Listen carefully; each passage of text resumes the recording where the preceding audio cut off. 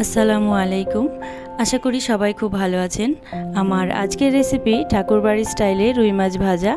মুসুর ডাল আমাদের প্রত্যেকের ঘরেই থাকে, আর এই মুসুর ডাল দিয়েই রুই মাছের এই রেসিপিটা একবার খেলে এর স্বাদ কিন্তু সহজে ভুলতে পারবেন না। ঘরে থাকা কিছু অল্প উপকরণ দিয়ে খুব সহজে বানানো যায় ঠাকুরবাড়ির স্টাইলের এই রুই মাছের রেসিপিটি। তাহলে চলুন দেখে নিই ঝটপট এই রেসিপি।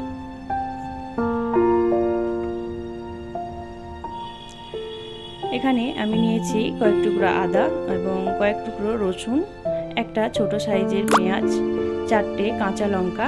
সব কিছুকে খুব ভালো মতো একটা পেস্ট তৈরি করে নেব। চাইলে এখানে সব কিছু আপনারা আলাদা আলাদাও বেটে নিতে পারেন। মশলা এখানে রেডি, এটাকে এক সাইডে রেখে দেবো। এখন ফিশ ফ্রাই করার জন্য আমি এখানে 6 পিস মতো রুই মাছ নিয়েছি, খুব ভালো মতো কেটে ধুয়ে পরিষ্কার করে নিয়েছি। এখন এটাকে ম্যারিনেট করতে হবে। তার জন্য প্রথমে দিয়ে দেব হাফ টিস্পুন হলুদ গুঁড়ো এবং 1 টিস্পুন লঙ্কার গুঁড়ো, দিয়ে দেব স্বাদ মতো লবণ,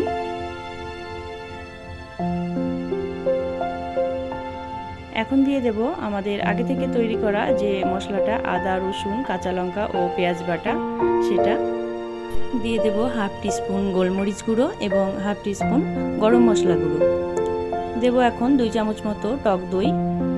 সমস্ত উপকরণ এখন খুব ভালো মতো হাত দিয়ে মেখে নিতে হবে। মাছের গায়ে যেন মশলাটা খুব ভালো মতো মাখা হয়। মাখা হয়ে গেলে এটাকে আমরা রেখে দেবো ম্যারিনেটের জন্য আধ ঘন্টা মতো। খুব বেশি রাখার দরকার নেই, আধ ঘন্টা রাখলেই হবে।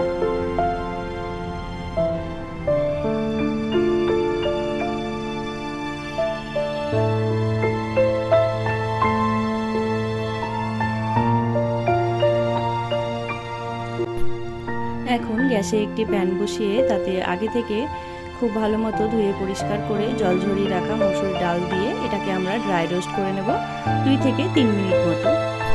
খেয়াল রাখবেন ডাল যেন পুড়ে না যায়। 2-3 মিনিট ভাজা হয়ে গেলে এখন এটাকে ঠান্ডা করে একটা মিক্সিং জারের মধ্যে নিয়ে এটাকে একটা আমরা পাউডার বানিয়ে নেব। একদম মিহি পাউডার করা যাবে না, একটু দানা দানা থাকতে হবে, এমনভাবে এটাকে আমরা পাউডার তৈরি করে নেব।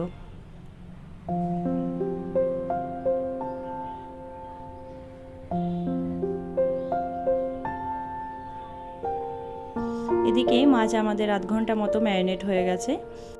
ড্রাই রোস্ট করা মুসুরির ডালটাও এখানে আমি গুঁড়ো করে নিয়েছি। এখন ম্যারিনেট করা মাছ এই ডালের মধ্যে দিয়ে খুব ভালো মতো কোটিং করে নেব। হাত দিয়ে একটু চেপে চেপে একটু ডালটা কোটিং করে নিতে হবে।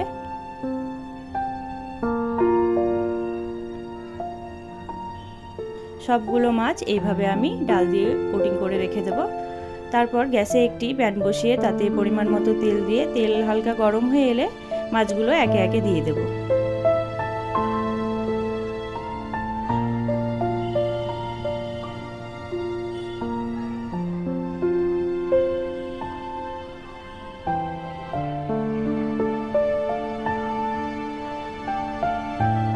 সব মাছগুলো দিয়ে এপিট ওপিট একটু লাল করে ভেজে তুলে নেব। 4 থেকে 5 মিনিট মতো ভেজে নিলেই হবে। অবশ্যই গ্যাসের ফ্লেমটা মিডিয়াম আঁচে রাখবেন, নাহলে বাইরের দিকটা পুড়ে যাবে এবং ভেতরটা কাঁচা হয়ে থাকবে। উল্টে পাল্টে 4 থেকে 5 মিনিট সময় নিয়ে মাছগুলো আমি ভেজে তুলে নেব।